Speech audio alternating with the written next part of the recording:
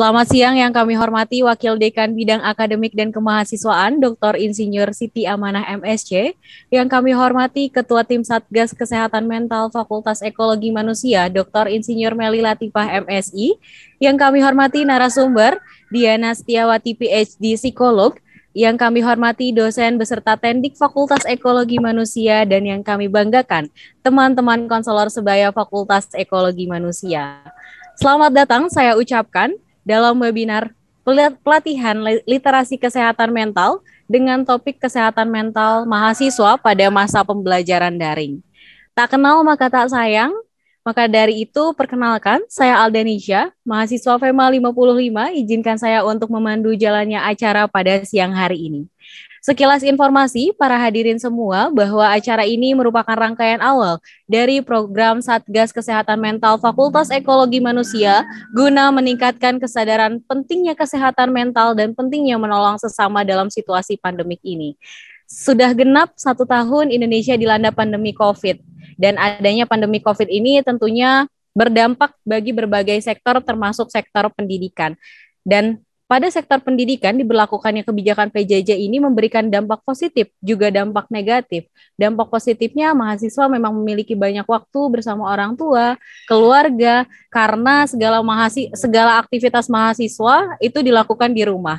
Sementara dampak negatifnya, aktivitas sosial mahasiswa seperti bersosialisasi, bercerita dengan teman-temannya gitu, dan itu membatasi mahasiswa untuk aktif bersosialisasi di sana. Dan adanya pembatasan tersebut ini dampaknya dapat menyebabkan perkembangan sosial mahasiswa menjadi terhambat, dan akibatnya mereka tidak dapat mengeksplor lingkungan sekitarnya dengan bebas. Ditambah lagi dengan sistem PJJ yang terkadang membuat beban tugas mahasiswa bertambah dan mengharuskan mahasiswa untuk terus menatap layar komputernya selama hampir seharian penuh karena proses pendidikan yang memang harus dilakukan secara daring. Dan kondisi tersebut tentunya jika dibiarkan lambat laun, itu akan membuat mahasiswa tersebut merasa cemas, kemudian khawatir, dan tidak menutup kemungkinan juga mahasiswa itu bisa mengalami tekanan psikologis yang memang berakhir nantinya dengan gangguan kesehatan mental. Baik, hadirin semua, sebelum saya melanjutkan acara ini, saya akan membacakan terlebih dahulu peraturan yang telah ditentukan oleh panitia. Yang pertama, peserta diharapkan dapat mengikuti kegiatan dari awal hingga akhir acara. Kedua, pastikan semua dalam mode senyap, dikecualikan ketika diminta oleh moderator atau untuk menyampaikan pertanyaan. Kemudian yang ketiga, pastikan jaringan internet pada posisi terbaik.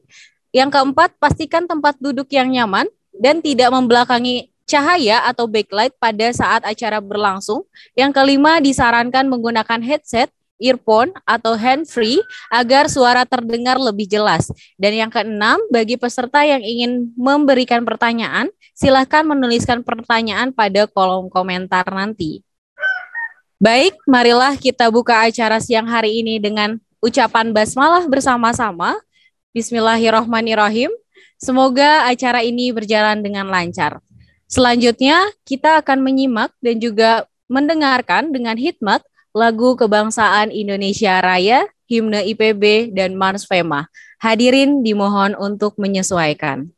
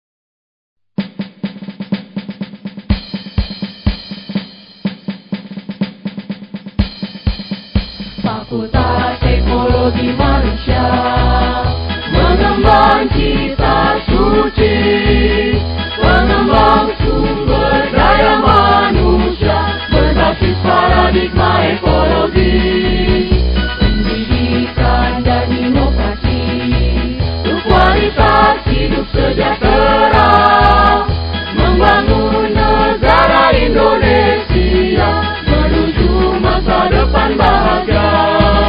Ayo maju, maju, ayo Pema, maju, raih prestasi tak usah kau ragu. Ayo maju, maju, Indonesia maju, untuk Ibu Pertiwi. Tekun jujur, adil dan santun, harmonis dalam kebersamaan, junjung tinggi kompetisi sehat, jayalah terus IPB kita.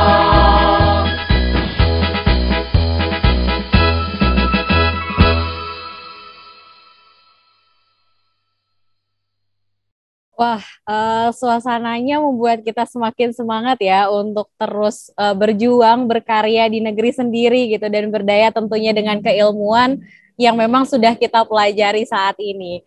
Oke, baik. Selanjutnya akan ada sambutan dari Wakil Dekan Bidang Akademik dan Kemahasiswaan Fakultas Ekologi Manusia kepada Dr. Insinyur Siti Amanah MSc. Dipersilahkan. Oke, baik, Mbak Alda ya, Mbak Alda Nisa. Bismillahirrahmanirrahim. Assalamualaikum warahmatullahi wabarakatuh. Waalaikumsalam warahmatullahi wabarakatuh. Ya, saya menunggu jawaban begitu ya, tapi karena segar, tambah berat badan. Mudah-mudahan tidak masuk kategori obes ya. Mungkin sudah masuk. Oke, minum dulu ya Bapak Ibu. Waduh, ya, saudara-saudari. Jadi berada di Zoom, jangan lupa tersedia air minum secara mandiri untuk mencegah dehidrasi begitu. Baiklah, ya semoga sehat selalu Bapak Ibu semua. Saya senang sekali bahwa tim Satgas PEMA, Satgas Mental Health yang diketuai oleh Ibu Meli Latifah. Ibu Meli Latifah mengetuai tim Satgas Mental Health untuk mahasiswa yang di sini di tim Satgas ini terdiri atas ada konselor ya, konselor di sini ada Bu Lirik Kustia, saya lihat ada mungkin beberapa lagi konselor dan mudah-mudahan bisa segera bergabung begitu.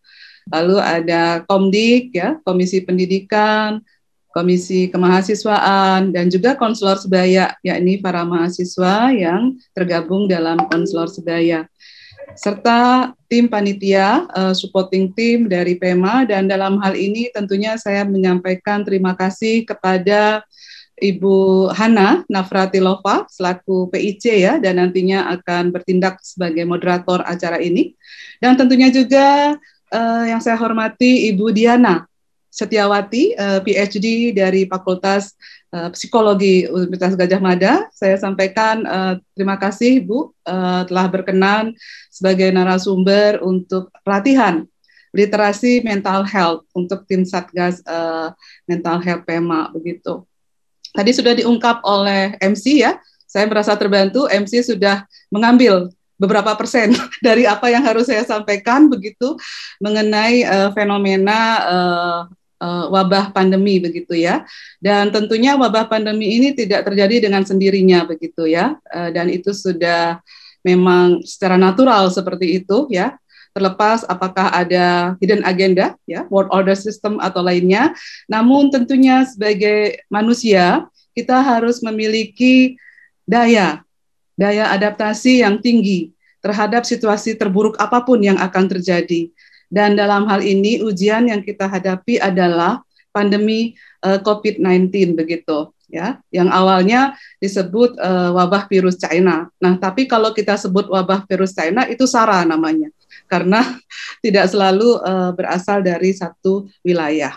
Nah, adapun tujuan dari kegiatan ini tentunya tidak lain adalah untuk membuka wawasan dari para pihak yang tergabung dalam tim mental health PEMA mengenai seperti apa sih kesehatan mental itu, lalu bagaimana mencegah ataupun menangani ya bila mana ada mahasiswa yang mengalami seperti itu.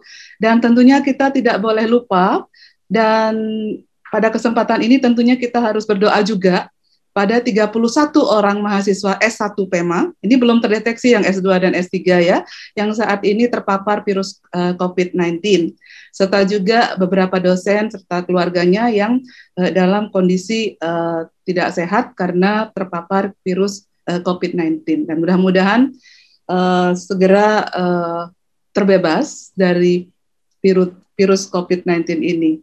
Lalu semoga juga kita senantiasa open mind, karena seperti dikatakan oleh Mbak Alda, bahwa pada masa pandemi 100% kegiatan adalah secara daring. Tentu ada kelelahan dari segi mata ya, dan juga kebosanan, tidak hanya mahasiswa yang bosan, tapi juga dosen. Namun tentunya bosan tidak berdampak positif ataupun negatif terhadap situasi bila mana tidak ada upaya-upaya yang kreatif, inovatif, serta proses belajar yang senantiasa bisa dikembangkan dalam kondisi terburuk apapun begitu. Karena dosen pun mungkin merasa bahwa mahasiswa belum tentu mendengarkan, kan semuanya tidak ada video begitu ya. Tapi nanti ketika ditanya satu-satu juga belum tentu menjawab, ya kan ya. Mahasiswa juga sama seperti itu. Dan dalam kesempatan ini tentunya mudah-mudahan kita semua bisa mengembangkan kapasitas sebagai anggota Satgas ataupun pengurus Satgas yang efektif begitu. Karena kesehatan mental itu sangat penting bagi kita untuk berkiprah di masa yang akan datang. Tidak hanya mahasiswa, dosen, tenaga kependidikan, juga keluarga.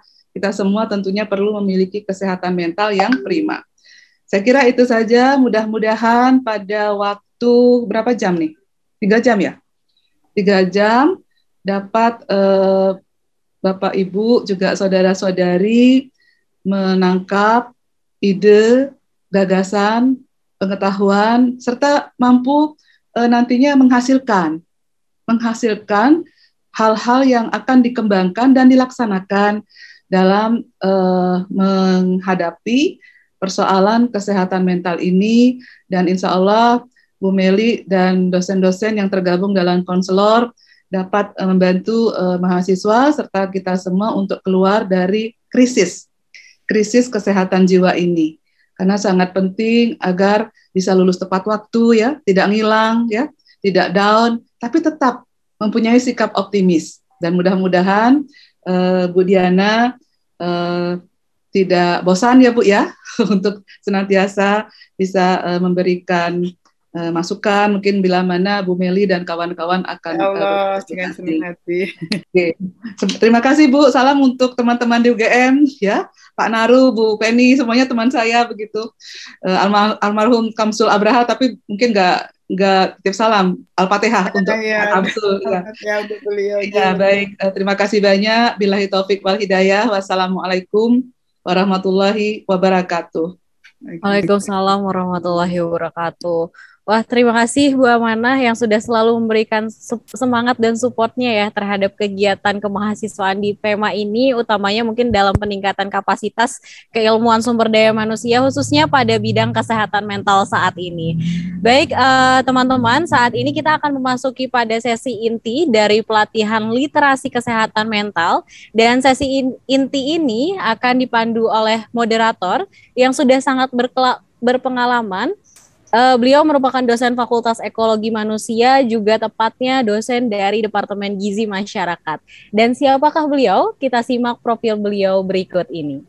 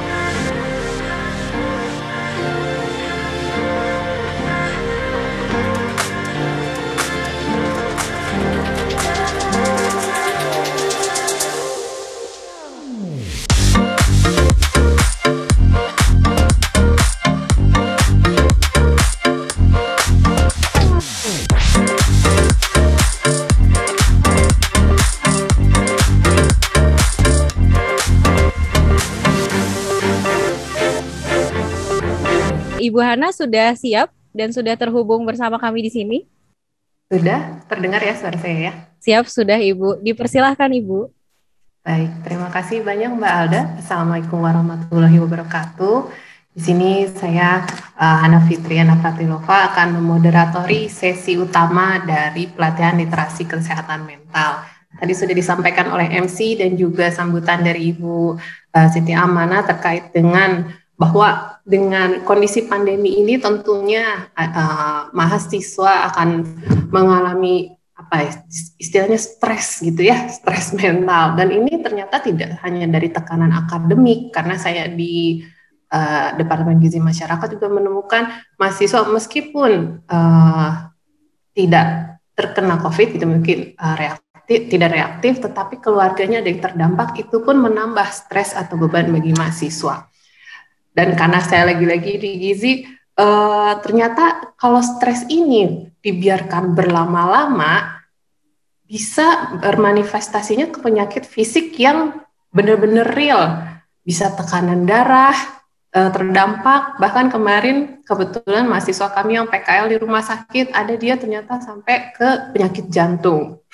Jadi kalau lihat dari faktor resikonya, tidak ada sebenarnya faktor resiko lifestyle dan lain-lain. Tetapi ketika mewawancarai riwayat personalnya, sepertinya mengalami stres berkepanjangan sehingga akhirnya dampaknya malah ke penyakit fisik, bukan hanya ke penyakit mental.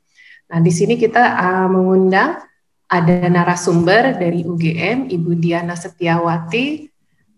Selamat siang, Ibu. Selamat siang. Assalamualaikum warahmatullahi wabarakatuh. Waalaikumsalam warahmatullahi wabarakatuh. Sebelum Bu Diana akan memaparkan materinya, mungkin kita bisa melihat dulu CV dari Bu Diana. Silakan, operator.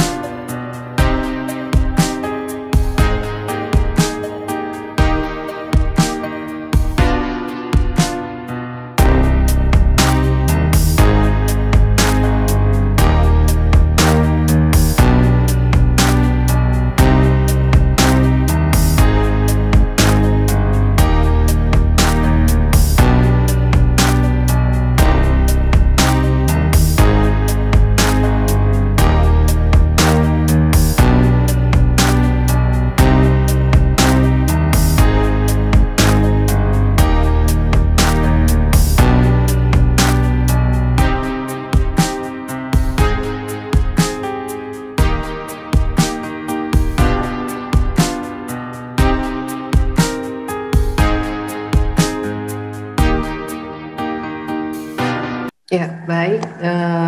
Barusan kita saksikan untuk CV dari narasumber kita, Ibu Diana Setiawati. Kalau kita mungkin di sini tim Satgasnya masih tingkat fakultas, kalau Bu Diana ini sudah tingkat nasional. Jadi tentu banyak yang bisa di-share. Tapi bingungnya sama kok. Oh, bingungnya sama ya, punya skala kecil, skala besar sama ya. Karena pandeminya baru sekali ini kan dialami bersama. Betul. Baik Ibu, silakan mungkin bisa memulai untuk presentasinya.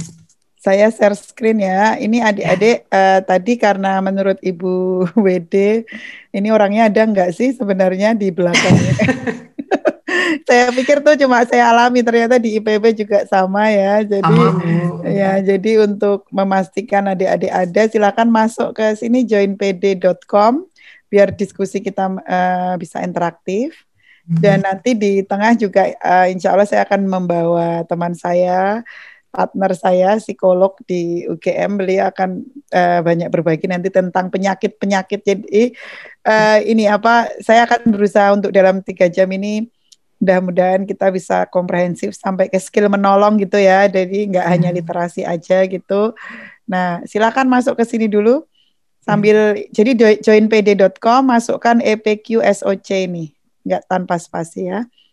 Nah, terus nanti saya akan memulai dengan literasi kesehatan mental. Nanti akan diteruskan saya akan dibantu Mbak Nurul psikolog di UGM. Nah, beliau banyak menangani kasus-kasus mahasiswa juga karena ini saya tahu ini ada mahasiswa biar ini tambah kaya pengalamannya. Nanti kemudian di akhir saya akan mendiskusikan tentang psychological first aid ya, meskipun sekilas. Dan waktunya cukup. Silahkan sekarang. Loh, ini ada 46 yang masuk cuma 12 nih. Yang lain kemana ini? Mari saya tunggu. Ditinggal ini. Ya. Ayo gabung dulu.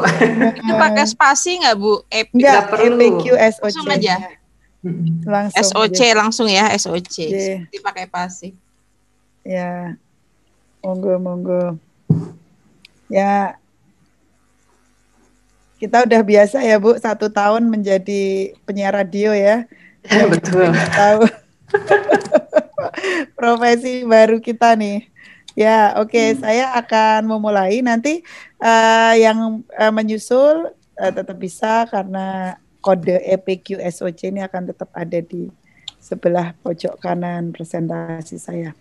Oke, Assalamualaikum warahmatullahi wabarakatuh. Insya Allah hari ini kita akan diskusi tentang kesehatan mental. Jadi saya akan bertanya dulu, apa kabar teman-teman, adik-adik mahasiswa, Bapak Ibu sehat? Silakan respon, di situ kan bisa respon ya? Ya bisa direspon ya. Ya kita lihat, alhamdulillah luar biasa, alhamdulillah sehat, alhamdulillah. Ya alhamdulillah. Ternyata kita sampai ya pada satu kondisi di mana sehat itu ternyata anugerah ya gitu ya.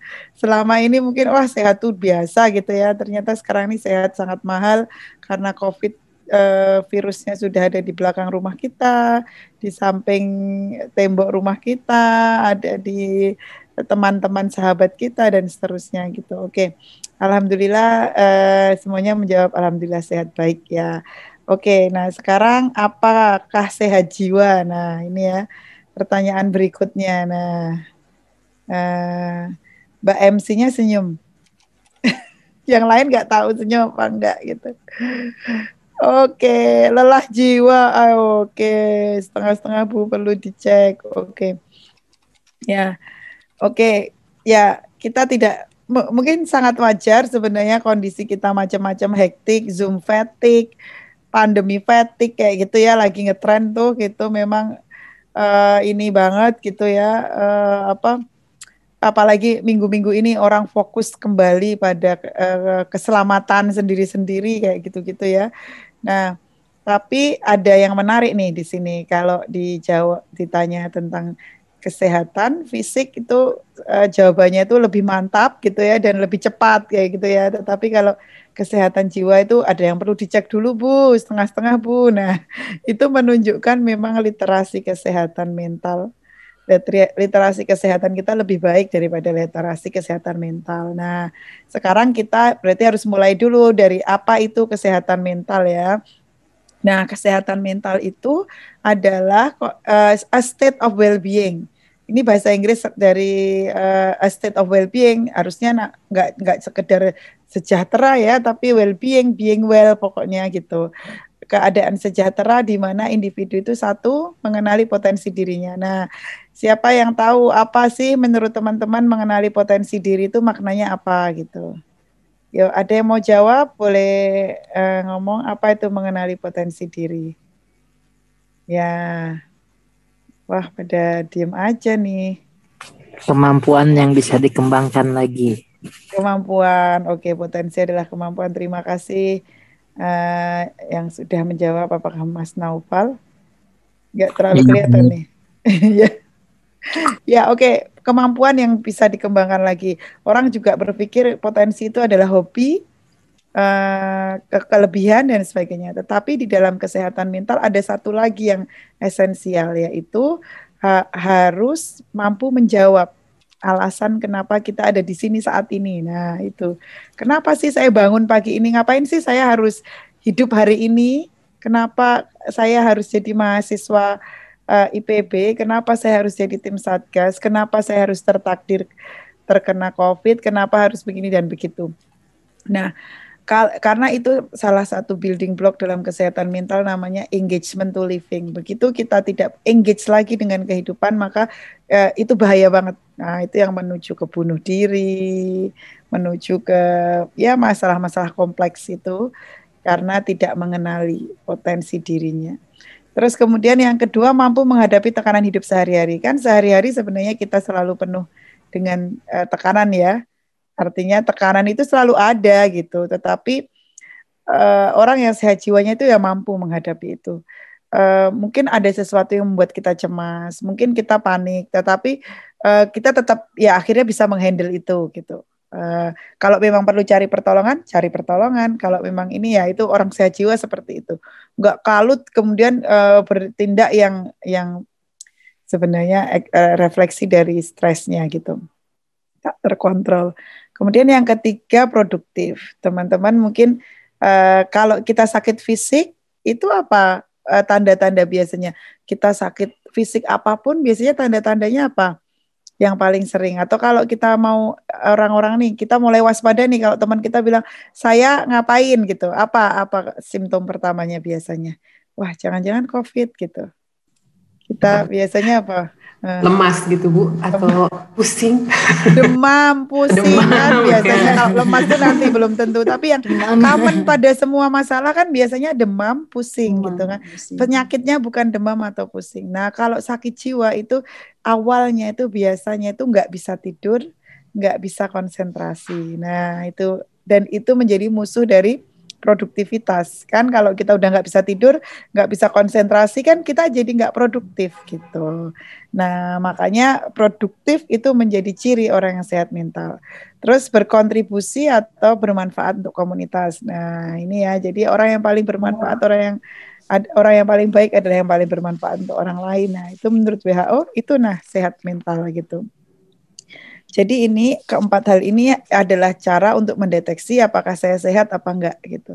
Tadi kalau udah sampai sakit jantung ya Mbak Hana, itu udah ini gitu ya, itu udah kronik, biasanya kronik stres. Karena apa? Kalau kita ada tekanan itu sebenarnya gitu ya, atau kan otak kita itu kan ada namanya amigdala ya, yang dia itu melakukan constant scanning.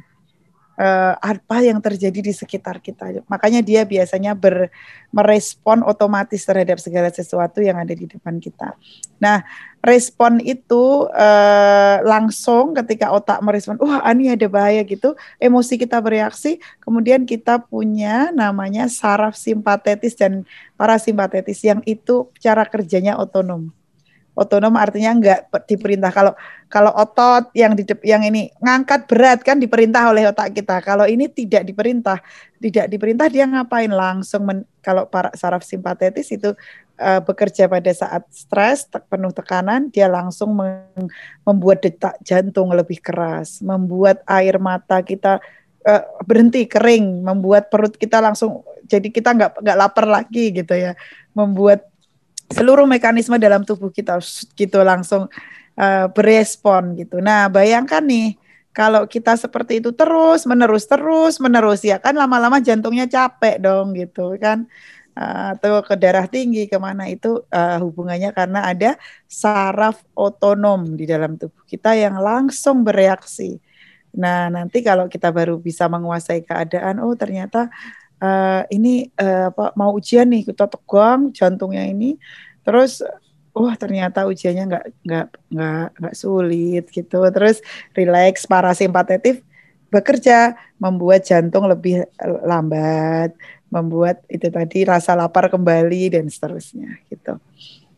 Nah, itu rahasianya. Nah, coba sekarang apa yang menyebabkan orang mengalami gangguan jiwa ya?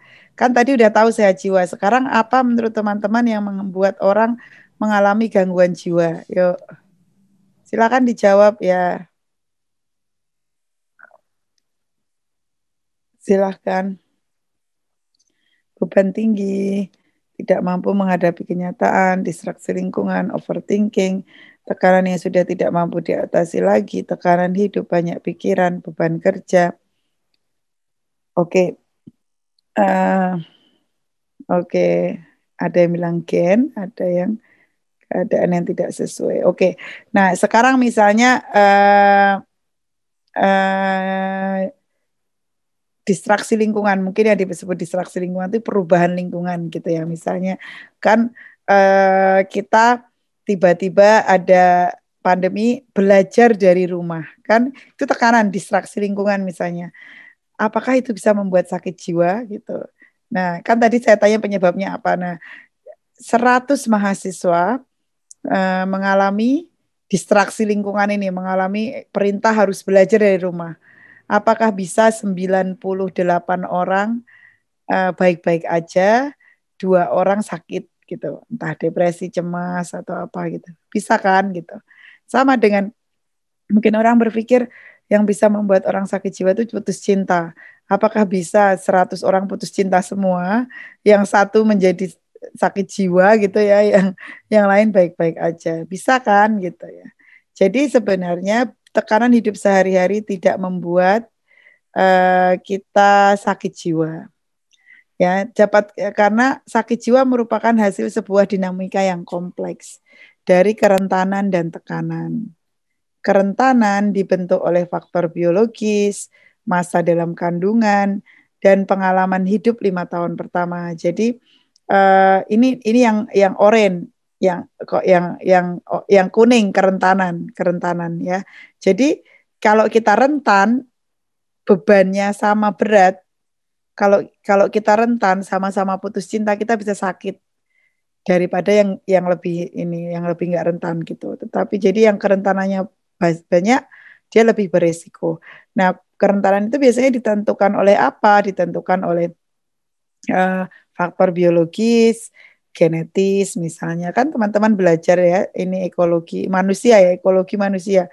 Tapi IPB secara umum kan belajar tumbuhan dan lain-lain. Ya itu pastinya ini ya dekatlah dengan itu. Jadi ada genetik, faktor genetik.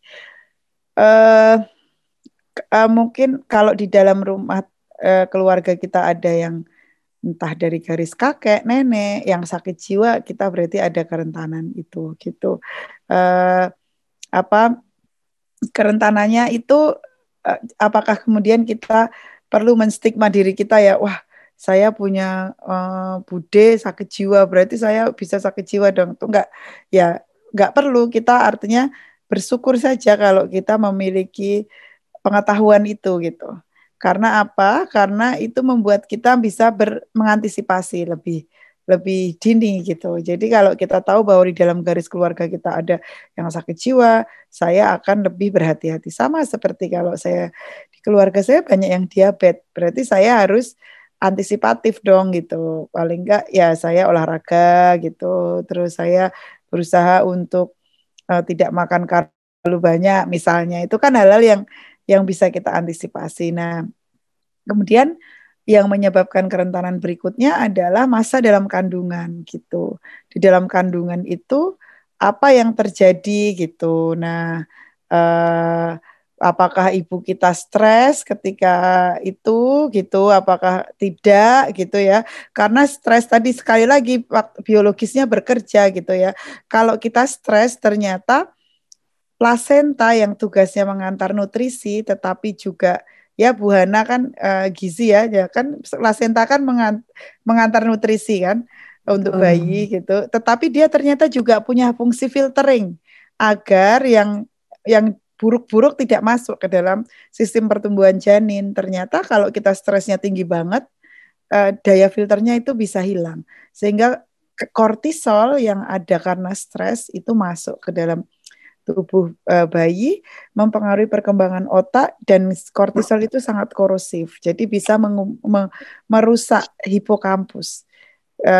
Penelitian neuroscience menunjukkan bahwa kalau bayi di dalam kandungan ibunya stres tinggi, itu bisa lahir dengan volume hipokampus yang lebih kecil. Tetapi kabar baiknya, pengalaman hidup 5 tahun pertama itu bisa mengubah hal itu gitu. Artinya apa?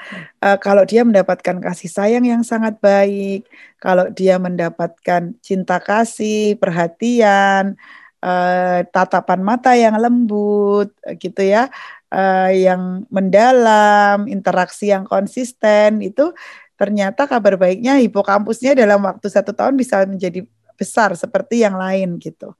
Artinya apa-apa yang kita alami gitu ya dari tadi genetik, masa dalam kandungan, pengalaman 5 tahun pertama itu sangat menentukan apakah kita rentan terhadap itu apa enggak. Nanti pengalaman-pengalaman hidup kita selanjutnya juga akan berinteraksi dengan itu. Jadi kalau kita kerentanannya tinggi, mendapat tekanan sedikit kita bisa sakit. Tetapi kalau kita kerentanannya segini ya kita bisa survive gitu. Tetapi hal ini bisa ditingkatkan, diantisipasi dengan literasi, coping skill, kayak gitu, hal-hal seperti itu. Oleh karena itu, memperkuat kesehatan mental itu harus sepanjang rentang kehidupannya, dari pra, kelahiran, jadi bayi itu harus dipastikan dikandung oleh ibu yang bahagia, ibu menghamil harus ada support yang komprehensif, gitu, sampai kemudian awal kehidupan terutama 5 tahun pertama dikawal dengan baik, gitu ya, sampai remaja sebenarnya sekarang itu harus ada ini gitu ya, environment yang baik, pendidikan yang baik, sampai kemudian nanti bangun keluarga dan masa ini apa? Masa senja ketika orang udah menjadi tua begitu. Nah, teman-teman sekarang ada pada ini, kita ada pada masa namanya pandemi. Pandemi itu disaster. Jadi pandemi itu adalah ini ya apa?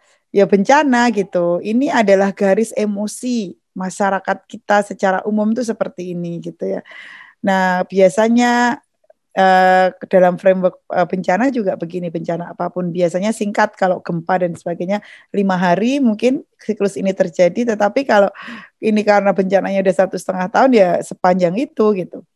Di awal-awal kita naik turun dikit lah gitu, ini hoax enggak sih ada virus dari Cina, beneran enggak, tahu-tahu ternyata kita dapet, terus heroisme meningkat. Ingat kan teman-teman, awal-awal pandemi langsung ya 3 bulan pertama tuh banyak orang bagi masker, hand sanitizer, bagi sembako, gerakan-gerakan sosial, ngasih sarapan Pak Gojek macam-macam gitu ya. Terus kemudian lama-lama itu kembali turun. Terus kemudian kita sampai di sini sekarang ini kekecewaan, terus tahu-tahu ada dapat kabar vaksin naik, vaksin datang alhamdulillah. Terus habis itu wah varian baru datang, turun lagi, terus tapi bisa tertangani, wah naik lagi gitu. Jadi kita masih kondisi ini karena kita berada di situasi yang ya bisa dikatakan secara emosi kita semuanya down gitu ya, makanya sangat penting sekali kita saling support, dan Satgas ini salah satu yang nanti Mbak Nurul juga Satgas Fakultas Psikologi, nanti bisa tanya sama Mbak Nurul gimana support psikologis untuk teman-teman yang ini. Nah, sekarang saya akan langsung ya ke ini aja, tentang apa yang terjadi reaksi psikologis secara pandemi ini hasil dari kajian kita. Jadi sistematik literatur yang kita lakukan menunjukkan bahwa karena isolasi itu tidak natural, ya itu membuat orang memang ya lebih mudah stres, cemas, gejala depresi, mungkin sampai nggak bisa tidur, marah, takut kayak gitu.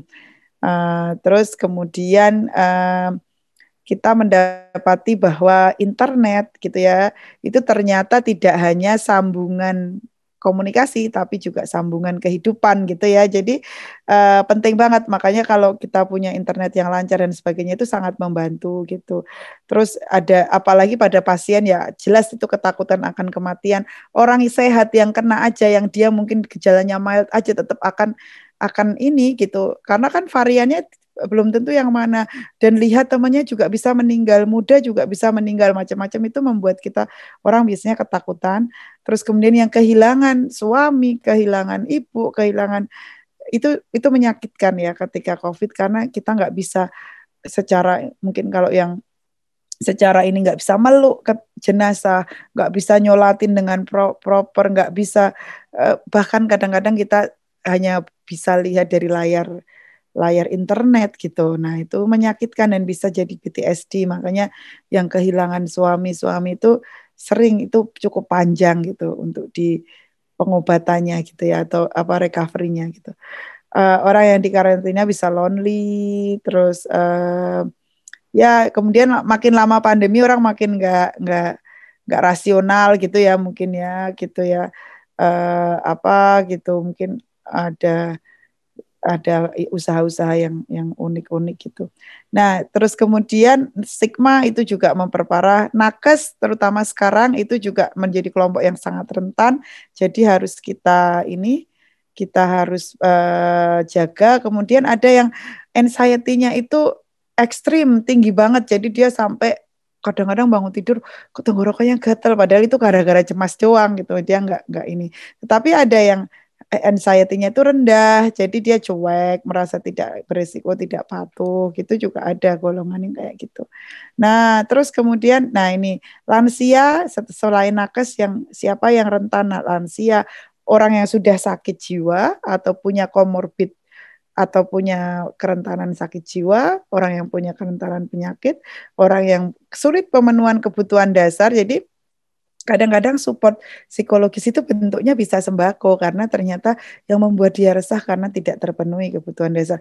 Kadang-kadang bentuknya bagi mahasiswa bisa laptop, bisa internet gitu, karena itu ternyata menyelesaikan masalah hidupnya. Dan orang dengan kepribadian tertentu memang ada yang pencemas, itu nanti juga harus kita waspadai. Terus kemudian orang yang mencari informasi dengan monitoring atau blanting. Jadi monitoring itu terus dari pagi sampai sore scroll Instagram, COVID, ngitung berapa yang kena COVID terus. Nah, itu bisa menambah kecemasan. Tetapi ada juga yang nggak mau tahu sama sekali tentang COVID. Itu juga jelas. Juga dia mungkin dia nggak cemas, tapi dia akan terjebak pada perilaku-perilaku yang menyepelekan. Akhirnya nanti dia kena COVID, terus bisa down kayak gitu. Ya gitu. Jadi itu yang terjadi saat ini. Nah, jadi kita tahu frameworknya kayak gitu kira-kira. Nanti Mbak Nurul insya Allah akan menjelaskan apa itu cemas, apa itu depresi, terus juga bagaimana trennya pada mahasiswa. Saya panggil Mbak Nurul, ada di sini? Halo? Iya, di sini. Oh ya. Nah, ini sahabat saya, ini namanya Mbak Nurul Kusuma. Beliau psikolog di klinik mahasiswa di kampus, sekaligus Satgas COVID. Ya, jadi biar lebih relate juga, nanti teman-teman bisa tanya yang lebih praktis ya. Silakan Mbak Nurul akan meneruskan dulu. Saya tetap di sini, nanti kita akan teruskan. Mungkin kita diskusi agak di akhir aja, karena nanti harapannya kita sampai ke bagaimana menolong gitu. Silakan Mbak Nurul.